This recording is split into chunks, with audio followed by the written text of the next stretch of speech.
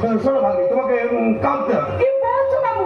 আমাকে কাঁদতে হবে? অবশ্যই অবশ্যই, দীপঙ্করকে বিয়ে করতে হলে তোমাকে প্রচুর কাঁদতে হবে।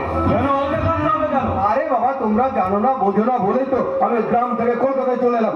ওর সময় ভাগ্নি আমার কাছ থেকে যেতে হয়। হ্যাঁ, আমি তো তোমাদের বাড়ি ঠিকানাটা বাবুকে দিলাম, কিন্তু বাবু এসে খুব ভালো একটা বুদ্ধি দিতে পারে। আরে খুব ভালো করেছো, খুব ভালো করেছো। কিছু কিছু খেতে বলে তোর বুদ্ধি নিতে হয়।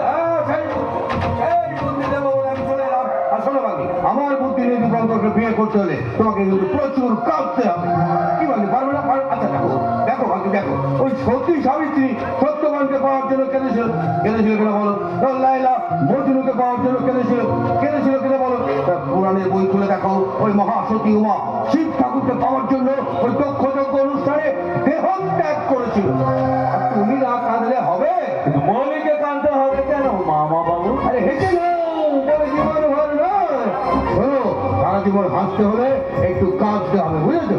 ভাগ্নি, আমার ভাগ্নিকে আমি ছোট থেকে রেখেছি, ও অনেক কাঁদতে পারে জানো, তুমি কাঁদতে দেখে ভাগ্নি, তুমি চিন্তা করো, তুমি একদম চিন্তা করো না, তোমাকে অরিজিনাল কান্না কাঁদতে হবে না, তুমি শুধু ওই কান্নার অভিনয় করবে। অভিনয়? কিন্তু কিসের অভিনয় বাবু? হারানোর অভিনয়, হতাশার অভিনয়, বিরোহিনীর অভিনয়।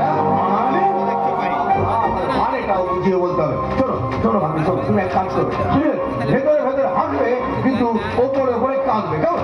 বুঝতে পারছো না? বুঝতে পারছো না, তাই তো? কি করবে? এসো, আমি আমার কানে কানে বলে দিচ্ছি তুমি কি করবে। হ্যাঁ, এইটুকু পারবে না? আরে এইটুকু পারলেই হয়, আমি এমন অভিনয় করবো। এই যে দীপঙ্কর তোমার কান্না থামাতে তোমাকে বিয়ে করতে রাজি হয়ে যায়। আর